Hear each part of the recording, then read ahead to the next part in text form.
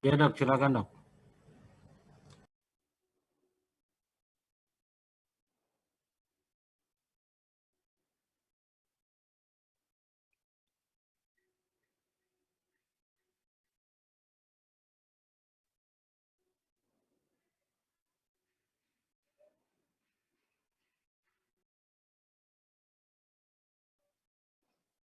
Oke.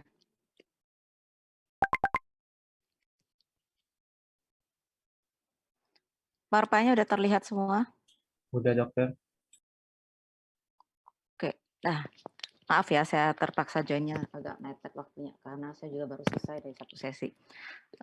Jadi ini penanda kita akan bicara tentang penanda jantung. Nah, seperti tutor sebelumnya kamu udah dapat kan SKA. Nah, ini banyak cerita tentang SKA, akan sebagian kecil cerita tentang, gagal jantung.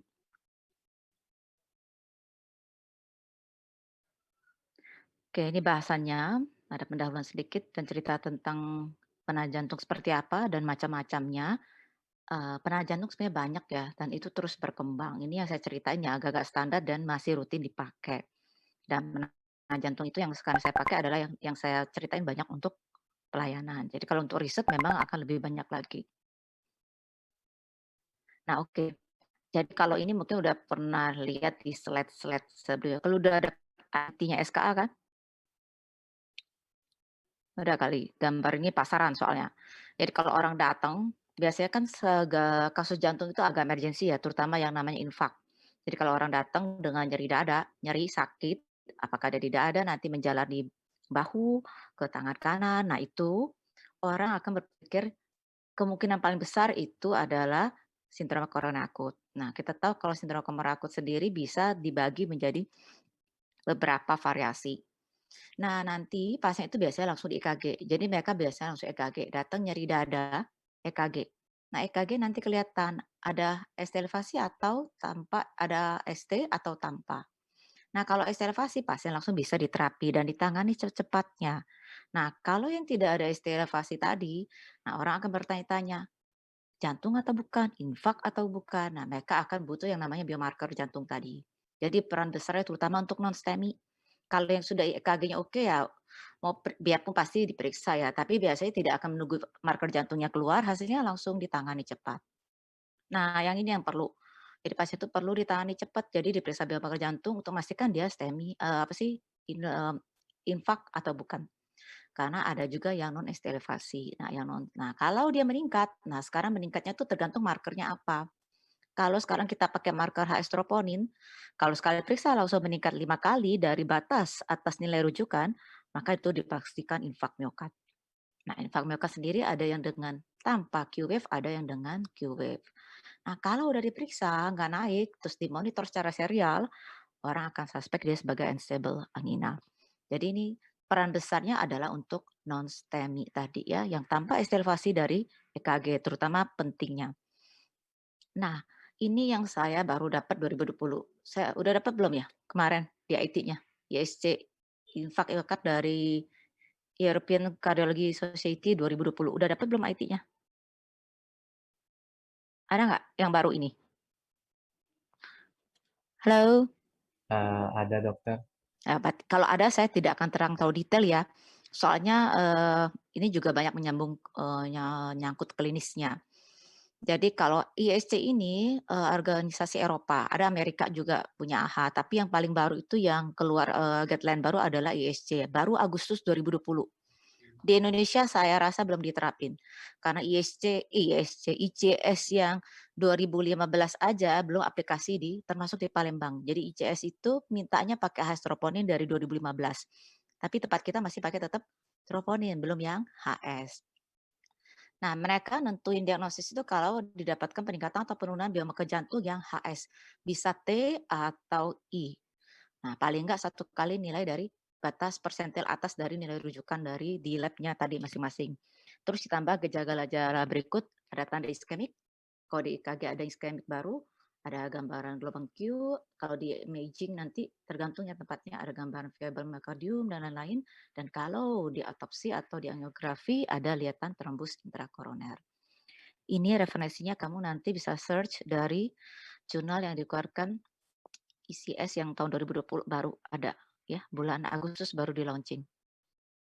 Nah nah, apa sih penanda jantung? Jadi sebenarnya tidak semua pemeriksaan bisa dikatakan sebagai penanda jantung, ada beberapa syarat. Ini kita bilang jantung, tapi sebenarnya juga penanda lain misalnya penanda kanker dan lain-lain, tergantung nanti konteksnya. Tapi syaratnya sama, satu sensitivitas tinggi, maksudnya kalau bisa banyaknya di jaringan tersebut, tapi hampir jarang banget yang 100%. Jadi memang sekarang semua pemeriksaan bukan hanya di jantung ya, itu jarang banget punya yang sense P-nya sampai 100 banget untuk parameter parameter tertentu, jarang diketemukan seperti itu. Kemudian punya spesifitas tinggi, artinya di tempat lain tuh dikit banget, paling banyak, apa sih, jaring lain nggak ada di jaring lain kalau bisa, tapi hampir jarang ya, karena mereka memang secara proses pembentukan dari organ itu nggak ada yang cuma diproduksi di satu organ. Kemudian kalau dirilis ke darah, itu bisa cepat dan bertahan lama. Kenapa? Kalau cepat biar bisa diperiksa cepat. Jadi sakitnya baru sejam udah kedetek. Kalau lama, biar kalau pasien datang setelah 2, 3 jam, 4 jam itu masih ada dalam darah. Karena ada berapa pemeriksaan yang cuma bertahan 1 hari, 3 jam, 4 jam, habis itu kembali normal di dalam darah kita. Ya karena half life-nya cepat. Nah, analitik artinya biayanya murah, efektif lah, artinya sepadan lah dengan pemeriksaannya. Kalau misalnya kita harus panel, tapi dengan dia biaya tunggal, pemeriksaan satu marker, harganya kurang lebih sama. Kemudian pengerjaannya sederhana, nggak tahu aneh-aneh, sehingga tidak membutuhkan waktu yang lama dan punya nilai presisi akurasi yang sudah diuji baik. Nah, satu lagi secara impact-nya klinis bisa pakai untuk apa? Diagnostik, prognostik, tapi syaratnya sudah harus teruji. Jadi ini berlaku juga untuk semua penanda. Jadi biasanya memang suatu pemeriksaan dipakai sebagai penanda apapun akan diuji berkali-kali dulu terhadap kasus tersebut untuk dipastikan hasil bagus, termasuk gold standarnya. Nah, ini gambar inflammation vaskuler. Jadi kalau cerita SKA ada disfungsi endotel, ada aterosklerosis. Ini sudah cerita lama ya dan tidak berubah-ubah. Mungkin markernya aja yang di sini nanti berubah-berubah. Jadi orang selalu begitu ada inflamasi, nah maka termasuk endotel, pembuluh darah di yang kita bilang di jantung ya di saluran, di daerah jantung gitu, itu ada inflamasi, maka akan dilepaskan sitokin proinflamasi. Jadi sitokin proinflamasi itu ceritanya sistemik ya, maksudnya tidak hanya spesifik satu organ, satu kasus. Orang batuk, pilek, demam, sitokin proinflamasi juga dilepas. Jadi sangat tidak spesifik, tapi kemungkinan sensitif dan itu biasanya terjadi pada fase-fase awal.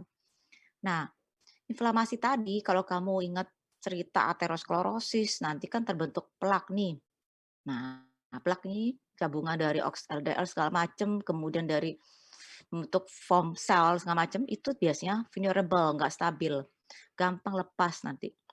Nah, pada saat proses tersebut kamu bisa periksa apa, ini berapa markernya. Ada MP9, MPO, ICAM, VCAM, dan ini juga tidak spesifik untuk jantung ya. Jadi tidak ada spesifik marker untuk organ tertentu. Bisa meningkat pada kondisi apapun. Nah, yang lain-lain yang terkait dengan proses pencetusnya. Kemudian karena tidak stabil tadi dia akan pecah. Nah, yang ruptur tadi bisa diperiksa ini SCD40L, platelet growth factor sama PAPA ini. Nah, nanti begitu sudah pecah akan terjadi inflamasi. Maka salah satu marker fase akut reaktan adalah CRP. Selain fibrinogen, SAA juga masuk, serum amyloid. Kemudian nanti inflamasi tadi trombus tadi lari kemana-mana, bentuk menyumbat, iskemik, jadi menyumbat pembuluh darah tersebut. Nah, apa yang dikeluarkan? Ini markernya. Setelah iskemik, kalau tidak cepat diperbaiki supaya perfusinya baik, maka akan menjadi mati, nekrosis. Nah, daerah nekrosis itu inilah markernya. Nah, setelah nekrosis, fungsinya jelek. Kalau fungsinya jelek, akhirnya akan melakukan berkompensasi supaya fungsinya maksimal dengan misalnya hipertrofi, hiperplasia dan lain-lain. Nah, lama-lama ototnya jelek, dysfunction. Ini yang disebut dengan gagal jantung. Biasanya infark miokard larinya di sini. Tapi sekarang si Eropa Society Cardiology itu pakai NT-proBNP untuk stratifikasi risiko prognosis dari miokard infark. Nah, jadi juga dipakai nih udah mulai untuk prognosis.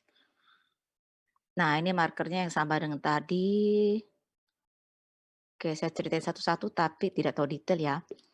Marker ini semuanya nggak ada yang dipakai untuk rutin pelayanan. Jadi memang yang rutin pelayanan hanya berapa marker aja yang di belakang, misalnya CK, CKMB, troponin T, troponin I, atau HS troponin. Nah ini, EMP9. EMP9 ini ada di banyak organ, makanya saya bilang tadi tidak akan sangat spesifik. Ada penghambatnya juga. Kalau di jantung spesifiknya sebenarnya untuk apa? Dia remodeling vaskular untuk pembuluh darahnya, sehingga menunjukkan ketidakstabilan plak dan untuk remodeling ventricle. Jadi setelah ada injury di jantungnya akan ada proses remodeling. Kalau diperiksa, ini dari riset ya, dilihat ada peningkatan di 2 titik, di hari pertama dan hari keempat. Nah, yang ini MPO. Ini MPO adalah enzim dari leukosit. Jadi enzim yang ada di dalam leukosit tertentu ya, tidak semua leukosit ada ya, basofil nggak ada, dia ada neutrofil monosit. Tujuannya untuk apa? Aktivasi dari leukosit. Jadi perannya tidak hanya untuk jantung ya nanti ya. Terus aktivasi leukosit apa aja? Banyak penyebab aktivasi leukosit. Nah, MPO dikaitkan dengan jantung itu salah satu merangsang oksidasi LDL. Jadi LDL akan teroksidasi. Nah, kalau LDL sudah teroksidasi, maka LDL-nya mempunyai fungsi yang tidak sama dengan LDL yang normal. Nah, dioksidasi LDL lama-lama bisa jadi small dense LDL, kalau ada yang pernah tahu small dense LDL. Nah, small LDL ini sifatnya lebih aterogenik daripada LDL biasa. Nah, selain itu juga dipakai untuk degradasi dari kolagen sehingga gampang ruptur dan digunakan sebagai penanda. Nah, ini yang soluble CD40 ligand. Ini adalah dihasilkan dari trombosit yang aktif. Jadi CD40 ini ligand ini ada yang nempel ke membran, ada yang larut. Makanya disebut S tadi soluble. Nanti dia akan dari berdekatan dengan reseptornya. Tergantung reseptornya apa, misalnya monosit dan lain-lain. Nah, itu setelah berikatan merangsang pelepasan MP tadi. Akibat pelepasan terjadi proses proteolitik sehingga lepas plaknya tadi. Nah, protein fase akut. Jadi contohnya tadi CRP. Nah, kalau dia sudah diperiksa secara lebih detail yang sudah height sensitif namanya HSCRP. Ada SAA, MPO, dan interleukin 6. Nah, HSCRP, jadi CRP berperan untuk aterotrombosis, di mana merangsang ambilan dari LDL oleh monosit ya. Jadi induksi tissue factor juga, tadi tissue factor juga berperan untuk aterosklerosis ya, mengaktifkan komplement dalam plak, merangsang berarti ada respon imun. Kemudian untuk sebagian besar untuk inflamasi ini nih ekspresi molekul adesi untuk dan juga merekrut monosit. Nah, CRP sering dipakai untuk stratifikasi resiko, melihat mortalitas dari kasus jantung. Yang dipakai biasanya HS-CRP, bukan CRP biasa ya. Jadi CRP biasa misalnya ya bisa mendetek 5 sampai 10 misalnya. Nah, HS-CRP itu bisa mendetek yang 1 sampai 5. Jadi bisa mendetek yang 1 sampai 5 yang tidak terdetek oleh CRP metode biasa. Berapa riset pernah dilakukan untuk stratifikasi resiko dikatakan kalau yang HSCRP-nya ya ini yang untuk yang high sensitif ya, kalau semakin kecil itu semakin rendah. Tapi ini bukan CRP biasa, pakai high sensitif ya. Jadi yang metode khusus. Jadi biasanya karena kemampuannya lebih, harganya lebih mahal dari CRP biasa. Kecepatan nggak saya ngajarnya? Hah? Kecepatan kau? Kalau enggak nanti saya lambatin. Nah, yang berikutnya iskemik. Yang iskemik tadi ini contohnya. Nah, marker yang saya bilang ini nggak ada yang pakai buat pelayanan ya, jadi kamu agak di awang-awang nanti. Ini lebih terlihat nanti patofisiologinya terkait SKA besar, gimana cerita marker itu dikeluarkan, kapan dikeluarkan. Nah, ini ischemic modified albumin. Jadi, perubahan struktur albumin pada terminus N-terminus akibat iskemi. Kemudian organ tersebut terikat dengan albumin. Katanya penanda dini, tapi sampai sekarang nggak pernah dipakai sih. Kemudian berikutnya ada unbound free fatty acid. Saya nggak akan cerita detail ya, soalnya terlalu banyak marker. Ini marker yang menurut saya sudah konvensional juga. Sebenarnya banyak banget marker baru yang sudah keluar yang mungkin akan harus kamu baca sendiri. Nanti saya ceritain ya berapa marker baru yang sudah mulai populer. Nah, mungkin banyak cerita di penanda nekrosis sama penanda dari disfungsi dari miokardium nanti. Nah, nekrosis kita akan cerita tentang pertama creatinine kinase. Creatinine kinase ini ada isoenzinnya 3 macam, CKMM, CKMB, dan CKBB. Nah, Yang paling banyak untuk kasus jantung adalah CKMB. Jadi kita nanti akan periksa isoenzimnya CKMB selain CK total. Ya, jadi jangan diperiksa semua, tapi memang yang lain juga nggak tersedia. Biasanya yang tersedia cuma CKMB dan CK total. Nah, meningkat kapan? CK sendiri baru meningkat 4 sampai 6 jam, bertahan 4 hari kurang lebih. Jadi kalau kita mau aman, biasanya kita periksanya double CK dan CKMB. Kenapa? Kalau CK total meningkat, bisa aja yang meningkat isoenzimnya bukan CKMB. Rhabdomyolysis, di mana terjadi lisisnya otot, CK total akan meningkat sangat tinggi, tapi tentu saja meningkat bukan CKMB. Tapi isoenzim lain misalnya CK tadi apa? CKMM yang ada di otot lain ya. Jadi bukan hanya di otot jantung yang kita bilang. Jadi hanya diperiksa CKMB yang punya nilai lebih spesifik. Nah, ini saya dapat nilainya di textbook. Nanti kamu kalau diperiksa masing-masing lab biasanya front range-nya beda. Pria wanita terus tergantung alatnya, nanti juga tergantung metode pemeriksaannya. Jadi nggak ada nilai yang fix banget, tapi mungkin range-nya nggak jauh-jauh beda ya. Nah, jadi kalau orang periksa tidak bisa dikatakan sekali periksa akan naik, karena kita tahu satu marker itu begitu ada cedera itu butuh waktu untuk disekresikan sehingga dia tidak selalu naik tergantung dari onset pasiennya. Sehingga makanya perlu diperiksa serial tadi. Jadi kita tahu dia baru meningkat sekitar tadi berapa, 4 jam ya kalau salah. Nah kalau kita bilang 4 jam, awal-awalnya itu dia biasanya belum terdetek dengan kemampuan alat, dia biasanya normal. Nah nanti kalau kita periksa serial, kita setiap 2 jam kita periksa, maka nilainya akan naik. Nah untungnya CKMB bisa detect reinfarct. Oke, jadi troponin nggak bisa, tapi reinfarct bisa didetek oleh CKMB. Ini spesialnya CKMB. Nah, kamu lihat kalau orang uji sensitivitas-spesifitas setelah diperiksa pada saat masuk, setelah 2, 3, 2, 4, 6 jam secara serial, jadi setelah 6 jam nilainya balik baik. Oke, jadi memang kalau ragu-ragu klinis pasien mengarah ke sana, jangan cukup diperiksa sekali. Oke, harus periksa lebih dari 1 kali. Nah, berapa kali? Sebenarnya kalau regulasi yang baru dari Eropa tadi, selisihnya cuma 1 jam atau 2 jam. Nanti dilihat klinis pasiennya, ternyata setelah 2 kali periksa tetap nggak nunjukkan naik, tetap diulang setelah 3 jam. Nah, jadi benar-benar menyatukan antara klinis dan EKG pasien juga, tidak hanya lihat dari hasil lab saja. Nah, mioglobin. Mioglobin ini paling cepat naik, jadi dia sebelum 1 jam udah naik. Ini ada protein yang ada di otot rangka dan otot jantung. Nah, jadi harus ingat, biarpun dia otot jantung paling banyak, tapi kalau pasien itu ada gangguan otot rangka, dia juga naik. Jadi tidak semua kasus yang naik itu pasti jantung. Karena kita tahu jarang banget ada marker yang spesifik satu organ tadi. Nah, dia cepat naik tapi cuma bertahan 1 hari. Jadi kalau sudah diperiksa bisa hari berikutnya dia akan normal. Nah, dia juga karena di clearance di ginjal, maka orang gangguan ginjal akan meningkat. Atau gangguan otot rangka yang tadi, karena memang juga ada di otot rangka. Jadi kalau tadi yang ada iskemik tadi terus direperfusi cepat, maka puncaknya lebih cepat hilangnya lagi. Oke. Jadi kalau iskemik tadi itu masih cepat yang buntu tadi cepat direperfusi sehingga buntunya hilang, aliran darah dapat berjalan sehingga organnya bisa diperdarahin, otomatis akan klinisnya beda.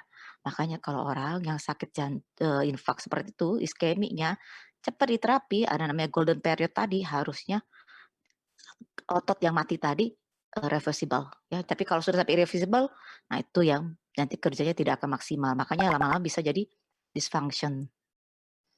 Nah, ini yang menarik troponin. Nah, troponin ini sekarang yang dipakai HS tadi. Ada I, T, dan C. Yang untuk jantung dipakai adalah I dan T. Jadi kalau kita tahu troponin itu biasanya untuk kontraksi. Nah, otot apa aja bisa rangka, bisa jantung. Nah, ini kalau bisa kayaknya udah dapat dulu di biologi ya. Di mana aja sih kerjanya? Yang kita ambil adalah yang I dan T. Nah, dia mulai detek 4 jam, bertahan 12 sampai 4 jam. Puncaknya ya, tapi dia bisa di darah sampai 2 minggu. Nah, ini spesialnya si troponin. Naiknya lebih lambat dari CKMB, tapi bertahan lebih lama, hampir 2 minggu. Nah, karena bertahan hampir 2 minggu, dia tidak bisa detek reinfarct tadi, karena tetap tinggi di darah. Jadi dia nggak tahu ini ulangan infak ulang bukan. Nah, itu nggak bisa, CKMB bisa. Jadi kalau kita mau pada pasien datangnya awal, bisa aja kedetek normal. Makanya kadang-kadang masih dikombinasikan dengan beberapa penanda dini. Tapi harus diingat sama seperti marker yang lain, kalau pertama negatif tetap harus diperiksa serial. Jadi nggak bisa pasti pasiennya nggak infak miokard apalagi klinisnya mendukung. Nah tadi karena bertahan lama setelah fase akut kronik tadi ya tetap bisa detek karena dia kan bisa tahan hampir 2 minggu ya. Nah ini dipakai infak, prognosis, stratifikasi, dan monitoring perfusi. Nah, troponin itu tidak hanya didetek di satu organ. Ini contohnya aja ya, sebenarnya ada juga nanti troponin T itu sebenarnya false-nya meningkat itu selain kasus jantung, kasus apa aja. Ada juga, nanti kamu bisa cari ini contohnya yang I. Jadi tidak semua kasus jantung aja yang menyebabkan troponin naik. Ini troponin ini ya, bisa kasus koroner atau non-koroner. Tidak harus kasus SKA ya, bisa juga radang, perikarditis, miokarditis, gagal jantung bisa. Nah, atau pasien yang ginjalnya bermasalah. Heeh, karena mungkin dia clearance-nya di ginjal. Nah, atau dari pemeriksaan itu sendiri. Jadi pada saat diperiksa ada heterofil antibody yang lain-lain yang menginterfere pemeriksaan tersebut. Termasuk rheumatoid factor salah satunya ya. Atau fibrinnya berlebihan di dalam serum tadi. Jadi saat kita proses preanalitik sampel tadi, kalau kita sampelnya serum, kan biasanya kita tunggu beku, kemudian kita akan sentrifuge. Nah itu jangan buru-buru di sentrifuge, belum beku di sentrifuge. Nanti sisa-sisa fibrin yang ada di atasnya serum akan mengganggu pemeriksaan ya. Nah apa sih beda troponin dan T? Mau pakai yang mana? Nah itu sebenarnya pilihannya ada di labnya juga. Karena tidak semua lab tuh kan penyediaannya beda-beda nih dan juga harga biasanya. Yang diketahui secara garis besar, T itu karena banyak pakai sudah ada validasinya, jadi lebih bagus standarisasi dibandingkan I. Karena I baru diproduksi hanya beberapa dari perusahaan. Nah, ini mungkin sama ya untuk early detection dan lain-lain, tapi early banget enggak dibandingkan dengan CKMB. Karena tadi diproduksi all same mark by one month, karena satu pabrik ini lebih banyak pabrik susah standarisasinya. Nah, jadi ini kalau kamu maksudnya gini, kalau kamu periksa dari satu lab ke lab lain itu akan susah dibandingkan karena kitnya beda. Bisa-bisa nilai reference-nya beda. Jadi kamu nggak bisa tahu dia itu naik atau tinggi. Atau kalau kita mau cari perubahannya itu akan sulit. Jadi syaratnya jangan loncat-loncat. Jadi jangan periksa satu lab kalau untuk monitor dari satu lab pindah ke satu lab ya. Kenapa? Karena itu sulit dibandingkan. Jadi kalau kita mau monitor atau setelah terapi, pemeriksaan marker apapun, lab apapun, lakukanlah di tempat yang sama. Karena hasil pertama adalah baseline untuk menentukan hasil berikutnya. Belum tentu metodenya sama dari satu lab ke lab lain. Nah, ini analitik performanya agak susah dibandingkan tadi, hasilnya tadi. Nah, kelebihannya satu, dia nggak meningkat untuk gangguan miopati, otot rangka, dibandingkan kardiak troponin T. Jadi kardiak troponin di intervals, false positif sama miopati. Jadi kalau ada miopati, otot rangka, naik kardiak troponin T-nya. Ada jualannya, T dan I ada yang produksi. Jadi kita kita nanti yang bisa milih dan nentuin kita butuh yang mana. Secara plus minus masing-masing punya kelebihan dan kekurangan. Nah, kalau kamu gabungkan beberapa marker tadi, kamu bisa lihat bahwa pada saat awal itu yang meningkat adalah si myoglobin tadi karena dia hanya bertahan 1 hari ya. Jadi ini kadarnya, kemudian ini adalah hari kalau kita detek. Kemudian akan naik si CKMB. Nah, CKMB akan naik nih. Nah, ini baru kadar troponin yang naiknya agak telat. Lebih lambat dari CKMB tapi lumayan tinggi dan bertahan lebih lama. Nah, ini cepat-cepat turunnya. Nggak tahan selama si B tadi. Nah, ini kardiak troponin kalau yang unstable. Jadi naiknya mepet banget, hampir batas-batas normal, nggak terlalu tahu banget. Jadi kalau yang kasus-kasus yang tidak terlalu naik itu yang harus dimonitor, diobservasi, karena bisa reinfark tadi. Lebih kurangnya apa dari 3 marker tadi? Nah, saya jelaskan di yang ini aja ya. Kalau CKMB itu lebih cepat dan biasanya lebih murah. Hampir seberapa banyak lab sudah bisa ngerjain karena dia prinsipnya bisa masuk ke dalam alat kimia biasa. Jadi rata-rata rumah sakit TBC bisa ngerjain CKMB. Nah, mioglobin sendiri enaknya bisa deteksi awal, tapi hampir sekarang jarang banget yang menyediakan pemeriksaan ini. Jadi mioglobin ini termasuk marker yang sudah ditinggalkan. Jadi yang ada paling CKMB, troponin, dan CK total. Nah, troponin itu kurang sensitif karena kurang dari 6 jam tadi, tapi untungnya dia itu bertahan lama, ya. Jadi hampir 2 minggu bisa untuk monitor terapi, tapi nggak bisa reduksi reperfusi. Nah, ini yang saya akan cerita 2 macam ya, 2 guideline. Jadi guideline pertama yang 2015 baru keluar, berikutnya guideline 2020. Jadi ada nanti beberapa slide yang sebenarnya mungkin sama antara 2015, 2020. Nanti kamu lihat bedanya apa. Kurang lebih sama, cuma beberapa beda misalnya guideline-nya berubah dari, 2 jam, jadi suruhnya 1 jam gitu loh. Nah, mereka berpikir pada saat itu, kenapa sih harus yang height sensitif? Jadi apa sih beda height sensitif sama sensitif tadi? Mendeteksi kadar troponin yang lebih rendah lagi. Jadi yang rendah-rendah yang didetek dengan troponin biasa itu dianggap normal, tapi dengan HS sudah dianggap abnormal. Nah, itulah keuntungannya. Jadi kenapa bisa lebih cepat, kalau pasien itu dapat data nilainya lebih cepat, pasien akan diobati lebih cepat dan pasien bisa bertahan hidup. Jadi termasuk untuk prognosis pasien. Jadi mereka beralihlah ke namanya high sensitive troponin. Nah, ini guideline-nya, jadi recommended-nya itu periksa troponin yang sensitif atau high sensitif, itu tahun 2015 ya, dalam waktu 60 menit. Nah, itu guideline untuk rekomendasi yang jadi ini yang rekomendasi yang paling pertama diutamakan. Nah, nanti di-roll out 0 sampai 3 jam, jadi diperiksa selisih 3 jam. Ini yang masuk level B. Ya. Nah, boleh juga kamu pakai selisih 0 sama 1 jam. Ya, kalau tersedia sensitif kardiak. Kalau punya sensitif kardiak, periksalah 0 sampai 1 jam. Ya, tergantung nanti tempatnya. Jadi kadang-kadang guideline ini juga harus disesuaikan dengan tempat. Jujur aja, kayak di rumah sakit RSMA itu belum ada HS. Jadi guideline ini akan sulit diterapkan. Mau nggak mau kamu harus makin melihat cerita-cerita lama. Atau mengkombinasikan beberapa marker untuk membantu diagnosis. Nah, kamu bisa ulangin 3 sampai 6 jam lagi kalau 2 troponin pertama itu masih sulit disimpulkan atau mungkin masih batas normal selama klinis pasien mendukung adanya SKA tadi. Jadi benar-benar nanti dilihat klinis sama kondisi pasien, nggak bisa dari lab saja. Nah, tadi ini nih, jadi prefer dia, jadi 0 jam serial, kemudian dicocokkan dengan clinical assessment, jadi penilaian klinis penting. Jadi kamu jangan periksa lab tanpa lihat klinis pasien. Pasien harus tahu nih mau diarahkan kemana. Jadi semua kasus harus dilakukan pemeriksaan klinis dulu, plus EKG. Nah, apakah akan diobservasi 6 sampai 9 jam? Nah, kalau itu pakai konvensional.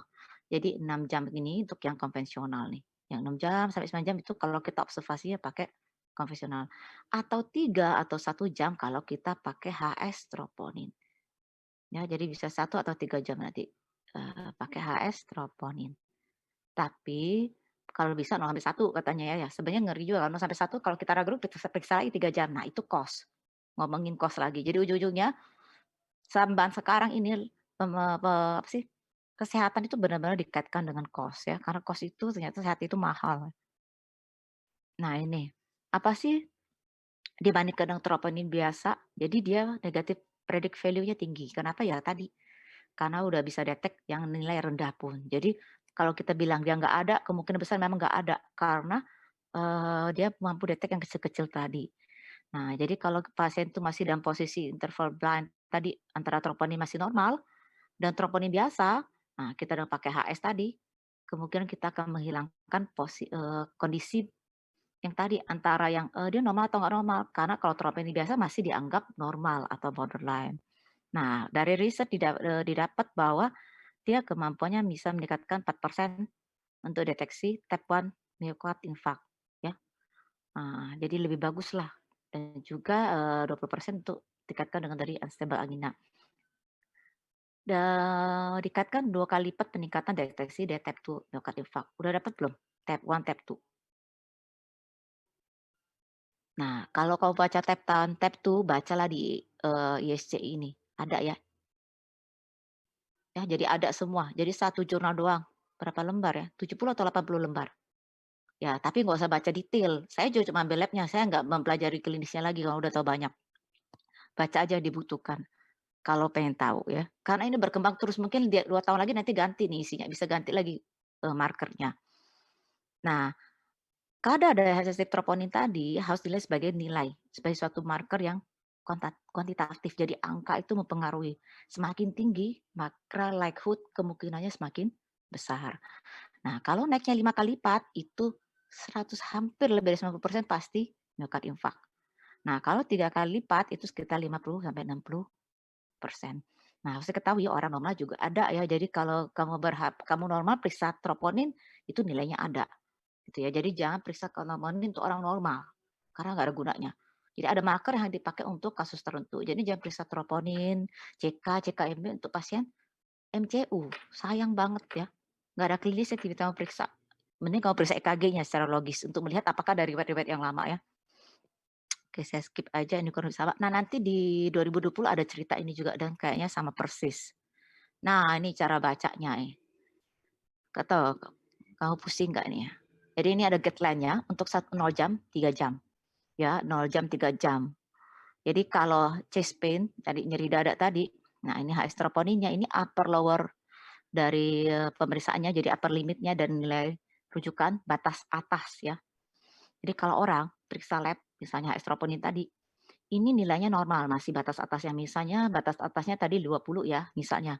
Nah, itu kurang dari 20. Kamu lihat pasien itu nyerinya udah lebih dari 6 jam atau kurang dari 6 jam.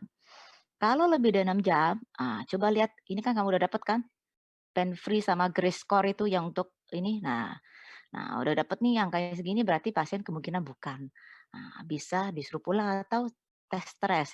Saya juga nggak tahu nih tes stresnya seperti apa maksudnya ya.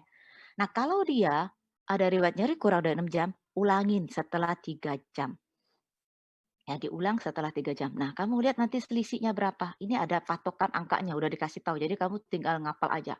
Nanti ada angkanya. Berapa sih perubahan change-nya antara yang pertama ke kedua selisihnya yang dianggap bermakna? Nah, itu ada. Nanti ada datanya. Kalau yang ini harus naiknya kalau nggak salah 50%, apa ini 20%, nanti saya mau lihat. Nah, nanti lihat selisihnya. Kalau dianggap bermakna, baru diterapi. Kalau enggak nanti masuk ke sini ya. Nah, kalau yang pertama dari awal tinggi, nanti ada nilainya. Jadi kamu nggak usah hafalin ULN itu berapa sih harus angkanya, ada. Dan saya rasa setiap kalau suruh ngapal habisin waktu ya kamu tinggal bikin print nanti ya. Terus kalau kamu udah kerja, kamu taruh aja di buku kerja kamu. Tapi kalau lama dipakai juga hafal biasanya. Nah, itu langsung naik 5 kali lipat, itu maksudnya Hartley itu 5 kali lipat ya. Itu pasti infak miokardi, pasien langsung diterapi. Kalau naiknya nggak banyak-banyak, diulang lagi 3 jam disuruh.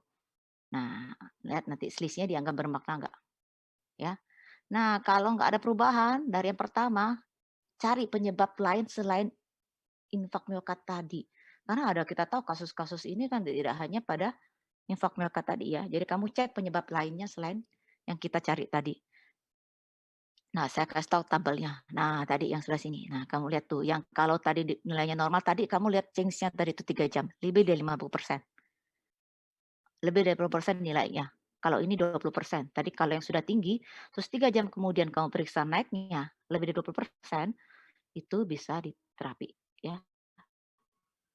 Oke, jadi ini 3 jam kalau di opsional, ini diperiksa ulang 6 jam. Nanti tergantung perlu nggak 6 jam.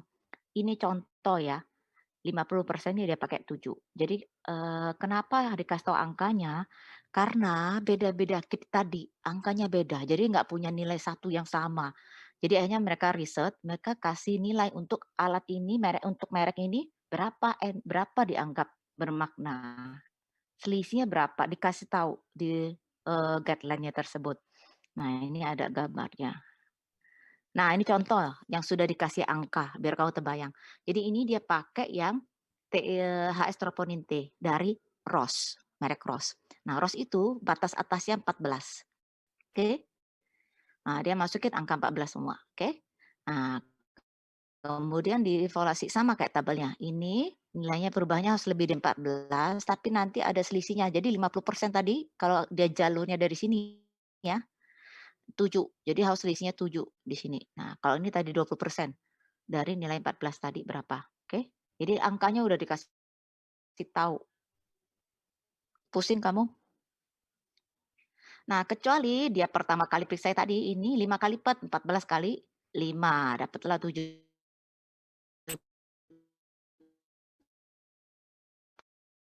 tadi Nah, tabel-tabel tadi. Jadi kalau nah ini yang guideline 1 jam, 0 sampai 1 jam. 0 sampai 1 jam tadi, nah ini yang roll at 0 1 jam. Nah ini ada zaman 2015 itu banyak yang beredar. Punya Ross, Alexis, punya Abbott, Architect, dan ini punya Dimension itu punya Siemens. Cuma Siemens ini waktu itu belum dijual pabrik lah ya. Jadi yang ada di pasaran 2 ini. Nah, dia kasih nilai. Jadi yang 0 sampai 1 jam adalah nilainya sebagai berikut. Nah, jadi misalnya kayak gini nih, pada 0 jam awal kamu dapat pasien itu, kita ambil satu ya, punya si Ros ya, 5, A-nya kurang dari 5, itu berarti pasien di rule out. Nah, ini kan kamu lihat A ya. Kemudian kalau atau 0 jamnya nilainya 12 dan selisih antara 0 sampai 1 jam itu kurang dari 3. Jadi tinggal masukin angka aja ke sini. Nah, itu di rule out. Nah, selain ini masuk yang diobservasi. Nah, kapan langsung di rule in, jadi 0 jamnya itu harus lebih dari 52. Itu D-nya. Kemudian selisih 0 sampai 1 jam tadi, itu E, harus lebih dari 5. Jadi sebenarnya tinggal masukin angka aja, sudah dikasih tahu. Dibaca dulu supaya paham maksudnya seperti apa. Jadi dari guideline-nya udah dikasih tahu sampai angkanya. Sama halnya untuk yang 2020, mereka udah kasih tahu angkanya, merek-mereknya. Jadi kita sebenarnya tidak menuntut lagi, benar-benar udah jelas. Jadi kita nggak pusing, tapi harus dicocokkan tadi dengan klinis. Nah ini yang tadi saya coba masukin angka. Nah kalau misalnya 5 tadi 12, 3. Nah ini hanya untuk kalau pasiennya datang beli dari 3 jam. Kalau lebih bukan lebih dari 3 jam, masuk ini ya. Nah, ada yang tanya nggak sebelum masuk yang 2020? Kalau saya lihat kasus tutor pertama itu kalau salah pakai astroponinya sudah 70 kan?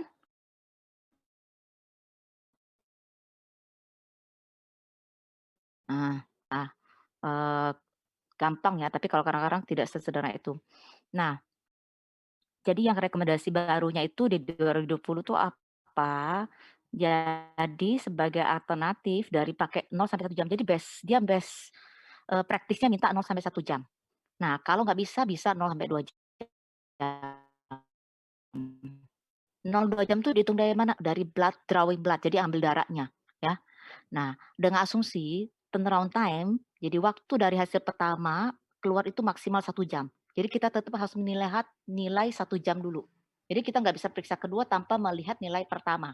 Ya, jadi kenapa dia pakai 1 jam dengan harapan the turnaround time, jadi hasil pemeriksaan pertama itu keluar pada saat kamu mau ngambil darah kedua.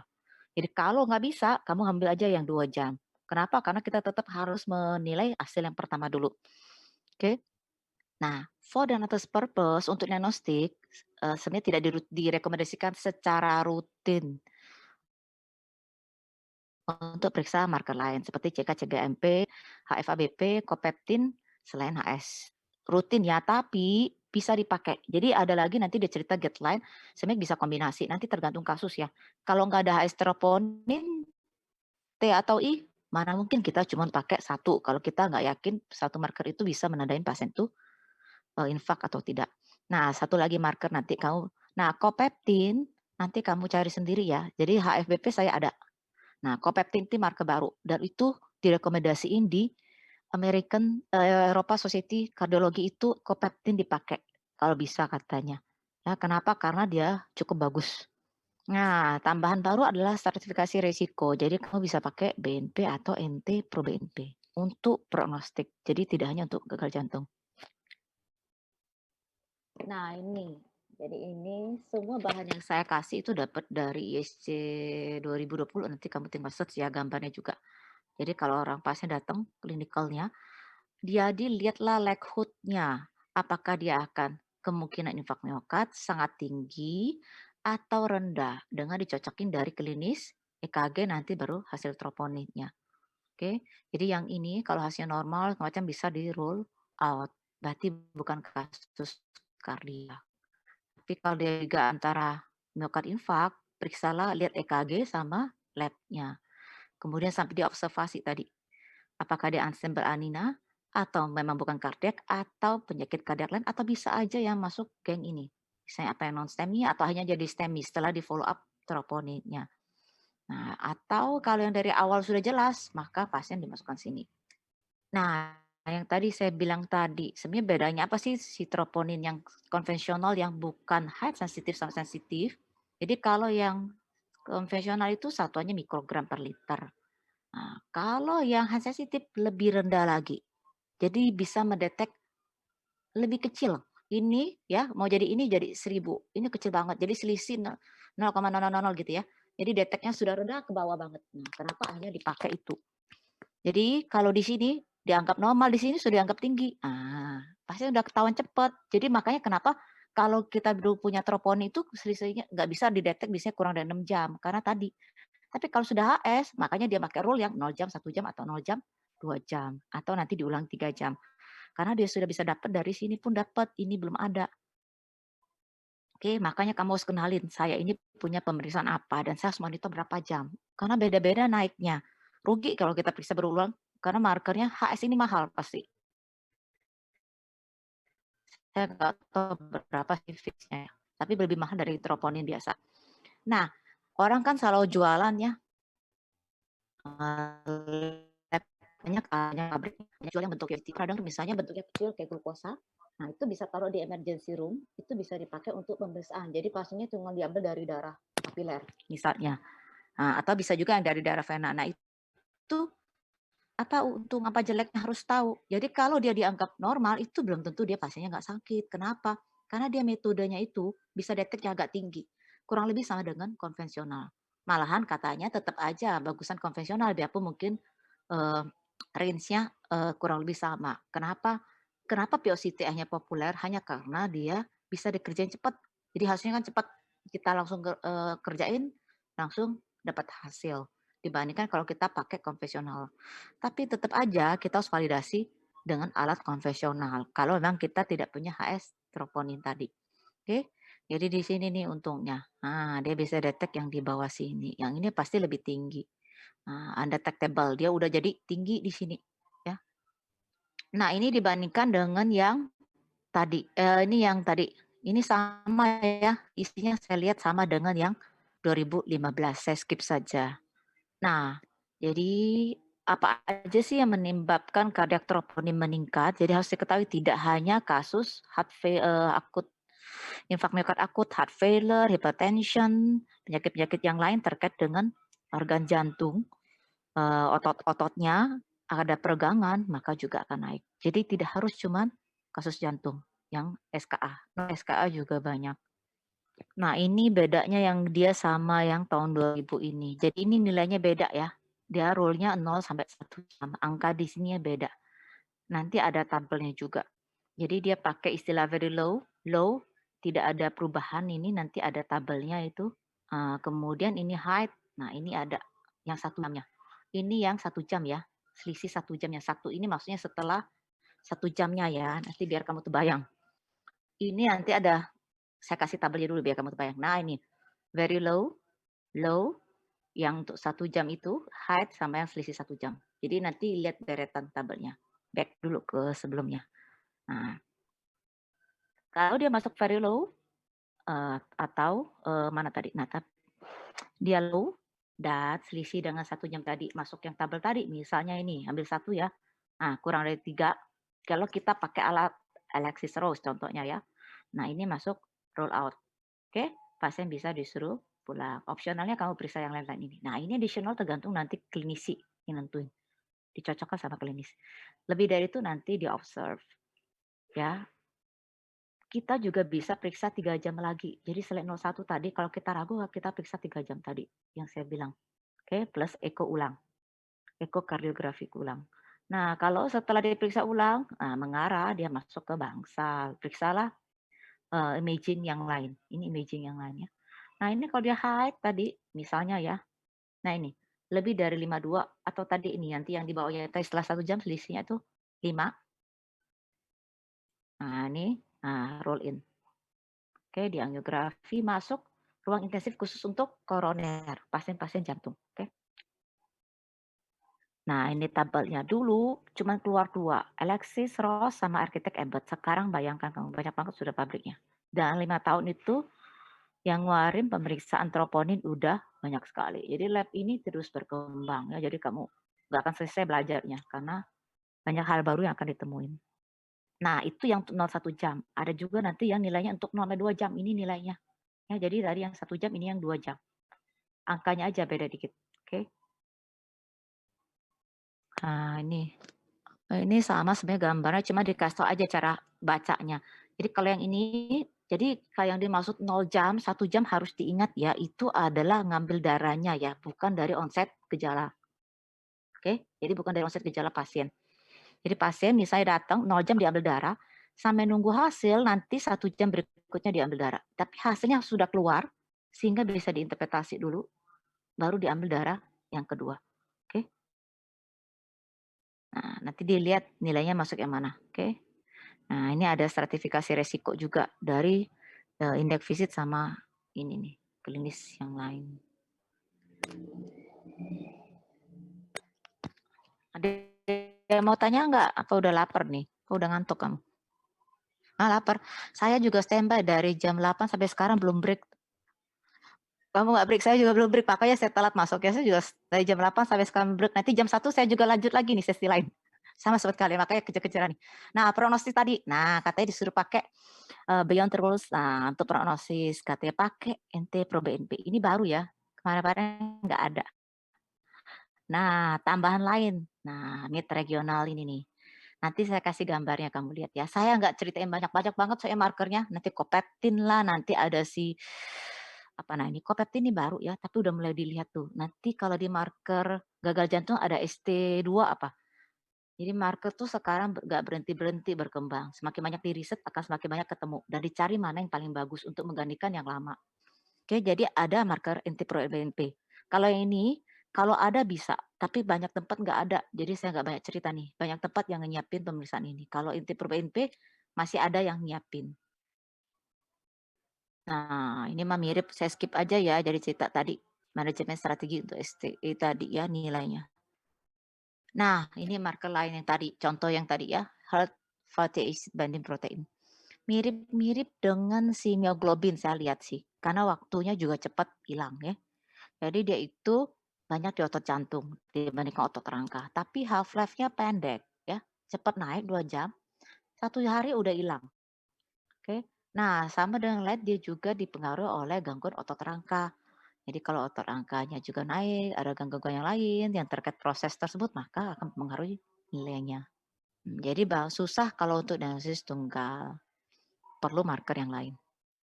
Nah, ini gambar baru tadi, mirip-mirip. Ini saya ambil dari jurnal Cardiac Failure ya, sering review. Nah, tadi ini sebenarnya mirip dengan slide yang dysfunction inflamasi dari endotel tadi, cuman ini spesifik ke heart failure ya. Karena saya akan cerita sekarang ke marker jantung. Nah, proses gangguan jantung sampai akhirnya heart failure itu sebenarnya ceritanya juga dari dysfunction dari endotel tadi. Nah, ada oksidasi stres tadi tuh yang terjadi inflamasi itu kan markernya ini nih kurang lebih. Nah, terus ada sudah iskemik, infark itu ini markernya tadi.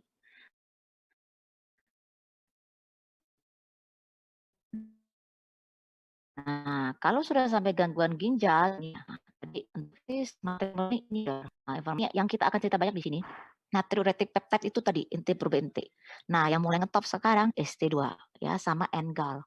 Cuman ada keuntungan dan kerugiannya nanti. Saya nggak cerita banyak untuk NGAL, saya nggak cerita ST2 enggak, tapi ini mulai saya hanya mau kasih tahu, ini ST2 mulai dilirik-lirik sama para research dan mulai diarahkan untuk dipakai ST2. Udah mulai kayaknya mau dimasuki ke guideline deh ST2 nih ya. Nah, orang sudah melihat enggal, cuma enggal ini tidak spesifik. Kenapa? Karena gangguan ginjal juga ada naik dia. Jadi sebenarnya enggal itu udah populer dulu sebagai untuk diagnosis untuk marker acute kidney injury, AKI. Kalau kamu pernah dengar AKI itu markernya salah satu yang ngetop adalah enggal. Tapi karena itu kalau bisa digabung sama sama failure, kadang kecampur aduk kalau pasien itu ada juri.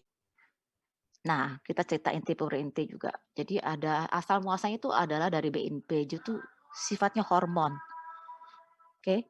Jadi hormon, jadi biasanya dirangsang dan akan setelah disekresikan akan menyebabkan yang lain, karena punya fungsi hormon tadi. Ada 3 macam ANP, CNP, dan DNP. ANP banyak di atrium, ya, kalau BNP banyak di ventricle, ya, karena abnormal bisa disekresikan oleh, kalau CNP tadi di ventricle juga. Nah, disekresikan oleh otot-otot di atrium atau ventricle. Nah, kapan dirangsang? Kalau ada pelebaran dari ventricle, regangan otot atau overload karena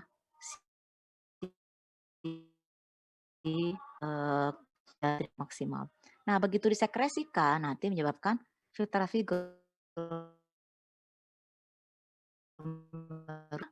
bisa dikerjain, tapi mungkin harganya nggak terlalu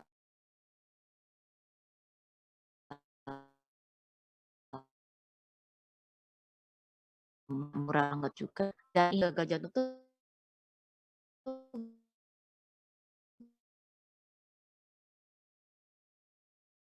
keluar nafas, dia mau out, ini sesak nafas karena kasus paru atau jantung, maka dia pakai marker ini.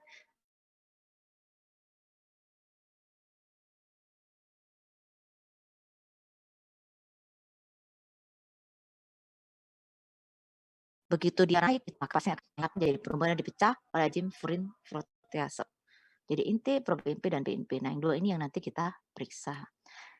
Kapan dia dirangsang untuk disintesis? Ini duanya nih. Jadi kalau ada volume overload, volume berlebihan, sehingga menyebabkan tekanan yang tinggi, maka dinding dari otot jantung kamu akan meregang. Nah, saat meregang itulah dirangsang sintesis dari BNP tadi. Nah, yang dari sudah ada standby-nya di kremiosit tadi. Nah, BNP messenger RNA-nya diubah jadi pro-BNP, kemudian oleh gen furin protease ibu pecah untuk aktif, satu tidak aktif. Dua-duanya bisa diperiksa. Bedanya apa? Yang ini aktif. Kalau aktif biasanya nggak tahan lama. Waktu parunya cuma 20 menit. Ya. Jadi begitu diambil harus cepat diperiksa. Bertahan nggak lama, 4 jam udah turun. Ini yang aktif. Jadi itu aktif. Seminonya nggak banyak dan ini dipengaruhi oleh pasien yang dikasih obat-obat analog dengan sintetik BNP. Nah, ini enggak aktif. Jadi banyak yang dipakai itu sebenarnya ini. Kenapa? Karena dia lebih stabil, lebih stabil. Waktu lebih panjang dan bisa disimpan. Jadi kalau kita nggak bisa periksa cepat, kita rujuk, kita bisa nyimpen. Bertahan 24 jam dan bisa cukup lama kalau disimpan di suhu 2 sampai 4, 2 sampai 8, mungkin 4 derajat boleh. Sekitar 2 sampai 8 lah ini. Nah, ini satu lagi, dia nggak dipengaruhi oleh analog BNP lain, sama, dibandingkan BNP. Jadi kalau disuruh pilih orang pasti lebih prefer pro-BNP. Nah, tapi saya nggak tahu harganya ya, berapa. Nah, ini ringkasan dari tabel sebelumnya, cuma ini bentuk angka aja yang 32 tadi yang asam aminonya 76. Ini inaktif karena kemudian ini kadarnya lebih tinggi, ini juga lebih besar, waktu paruh lebih panjang dan bisa bertahan lebih lama. Nah, untuk apa? Untuk gagal jantung disfungsi terutama ventricle, karena kita tahu banyak disekresikan di ventricle. Selain itu, semua regangan yang menyebabkan hipertrofi dan lain-lain itu bisa meningkat. Nah, ini tadi sebenarnya mirip ya. Jadi ada iskemik segala macam, ada dysfunction dari ventricle, akan ada regangan, maka terjadi ekspresi gen dari BNP tadi di miosit untuk disintesislah si BNP tadi. Nah, jadi dirangsang oleh regangan di ventricle, peningkatan dari volume, nah ataupun neurohormonal. Oke. Jadi sebenarnya harus ingat dia tidak spesifik ya, jadi ya, karena kasus tertentu juga tetap naik. Jadi jangan periksa marker tertentu dengan klinis yang tidak jelas, karena bisa aja naik karena kondisi yang lain. Nah, bisa naik tidak hanya karena jantung, ya. Inflamasi kardiak, Kawasaki disease, gangguan hipertensi pulmoner, gangguan ginjal, asites sirosis, penyakit endokrin, usia tua. Jadi semakin tua nilai BNP-nya akan semakin tinggi ya. Jadi bukan karena sakit ya, jadi kamu nanti cek-cek dulu.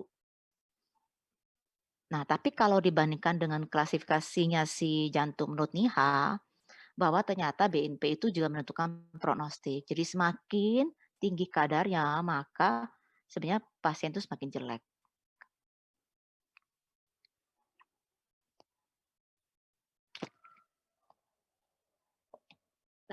bisa diperiksa metode apa aja. Ini contoh ya, saya rasa sekarang udah berkembang macam-macam tuh. Dulu kalau kita periksa lab itu, awal-awal itu yang baru berkembang itu yang sederhana banget, pakai radiologi, makanya disebut radioimmunoassay. Terus nanti naik pangkat dikit ya, orang kan suruh riset nih radiologi, kalau radioaktif gitu kan punya efek samping nih, naik ya pangkatnya. Pakai yang lain, fluoresen. Fluoresen habis, radio, fluoresen ditempeli fluoresen, terus dideteksi pakai fluoresen nanti dipecahin segala macam baru dibaca. Nah, fluoresen tadi itu kelemahannya ada, biasanya rentangnya lebih pendek lah, nanti harus pakai tertentu. Orang kemudian naik tingkat lagi, engine. Jadi itu ada kelas-kelasnya. Jadi dari mulai radio, fluoresen, engine, yang kita bilang ELISA. Nah, ELISA lebih gampang, bukan lebih gampang proses pengerjaannya ya, dari sisi detek neuronitas segala macam lebih baik. Nah, engine tadi juga dinaikkan, kemudian orang riset lagi, kayaknya ada yang lebih bagus, namanya terakhir adalah ECLIA. Engine chemiluminescence, pakai chemiluminescence. Jadi ada sertifikasinya. Biasanya chemiluminescence itu linearitasnya jauh lebih bagus dari ELISA. Oke, jadi ada kok bisa yang pakai pakai radioaktif, ada yang pakai apa itu perkembangannya. Tapi sekarang hampir nggak ada lagi yang pakai radioaktif. Fluoresen tergantung, ada yang nggak bisa ditinggalkan. Ada yang pakai fluoresen misalnya anti nuklear antibody, tetap fluoresen karena kita mau lihat gambaran dari polanya. Nah, kalau engine immunoassay, jadi sering sekarang banyak dipakai ada ELISA dan ECLIA. Oke, karena ECLIA metode yang paling atas, harganya lebih mahal dari ELISA. Jadi kalau lab yang punya pemeriksaannya sedikit, itu biasanya cenderung pakai ELISA. Takutnya harganya supaya nutup. Nah, bahannya nanti tergantung kitnya ya. Ini contoh aja ya. Kalau ini pakai EDTA. Biasanya yang diambil plasmanya. EDTA punya antikoagulan nggak? Hah? Punya apa antikoagulannya? Nggak kedengeran kalau sudah di unmute tuh, di unmute dulu. Nah, saya titip pesan, jadi kalau nanti kamu udah kerja ya, kamu jangan ingat kuliahnya ini bahannya apa. Karena alatnya berkembang, dan alat ini karena spesifik, kecuali bisa hematologi rata-rata EDTA. Hemostasis pasti pakai pakai ini, pakai yang sitrat. Terus kalau blood gas pasti heparin. Tapi marker-marker tertentu, ya agak-agak spesifik itu kadang-kadang bisa beda loh. Bisa aja pemeriksaannya nggak pakai sampel yang sama. Nah, jadi jangan sampai pas itu salah ngambil sampel, kamu tanya kalau kamu ragu-ragu. Karena jujur aja buat apa ngapalin yang seperti itu. Kalau kalau kamu pindah kerja di rumah sakit yang lain, ya pasti beda alatnya, beda cerita. Contoh, di dimer itu bisa pakai serum di tempat tertentu, tidak harus pakai punya sitrat. Tapi tempat saya pakai sitrat karena alatnya masuk ke alat yang hemostasis. Tapi ada juga yang pakai metode ELISA sehingga dia bisa pakai serum atau plasma. Jadi beda-beda ya. Nah, tapi HbA1c harus ingat nggak pakai serum. HbA1c harus pakai ERTA karena kita lihat dari eritrositnya. Nah, walaupun dia hormon, untungnya si ProBNP tadi tidak ada di mastikodian. Jadi mau periksa pagi, siang, malam, habis kurang tidur, habis stres, mungkin impact-nya sedikit. Tapi kalau orang tua ada impact-nya. Jadi makin tua makin tinggi ya. Jadi jangan disamain nilainya sama orang yang masih muda. Oke. Udah kuliah udah selesai, ada yang mau tanya?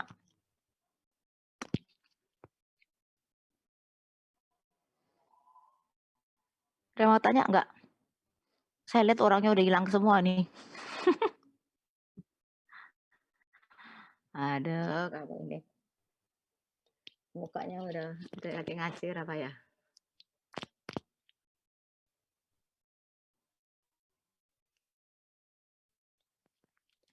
Nggak tahu, kasus jantung itu menarik nggak buat kalian? Dulu saya kalau kita dulu S1 ya, rasanya kalau lihat jantung tuh kayaknya interesting banget ya.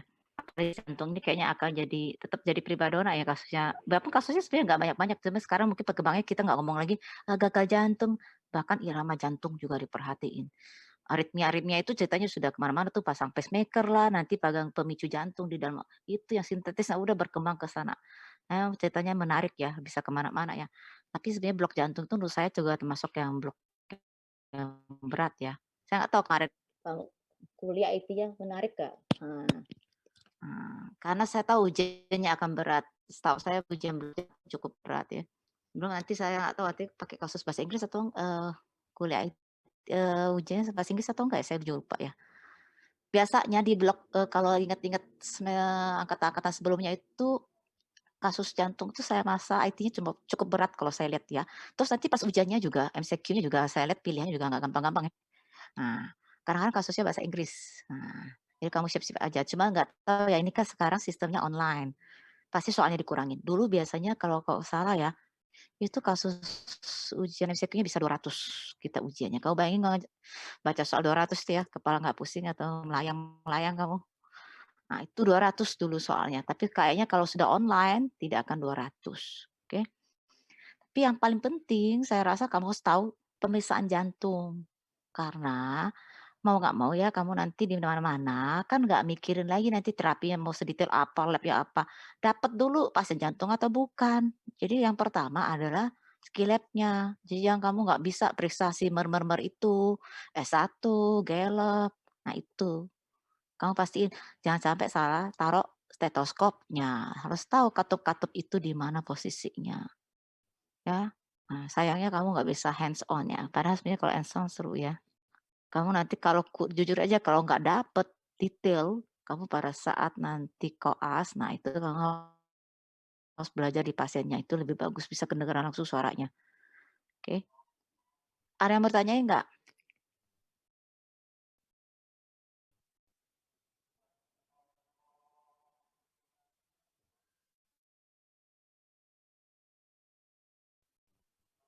Ada yang mau ditanyain nggak? Udah kelaparan? Oke, saya akhiri aja ya karena kamu bentar lagi mau tutor, tinggal sempet istirahat, nggak sempet makan, oke? Selamat siang.